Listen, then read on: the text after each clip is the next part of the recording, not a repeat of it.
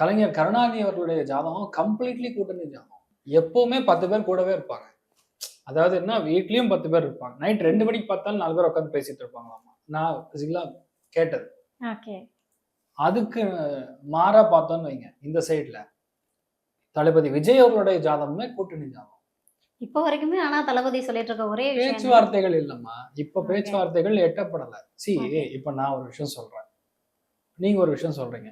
இப்போ 2 பேருக்கும் ஒரு அண்டர்ஸ்டாண்டிங் வந்தாதான் அது கூட்டணின்னு கன்ஃபார்ம் பண்ண முடியும். இது வரைக்கும் பேச்சுவார்த்தைகள் இருக்கு. It is not up to the mark.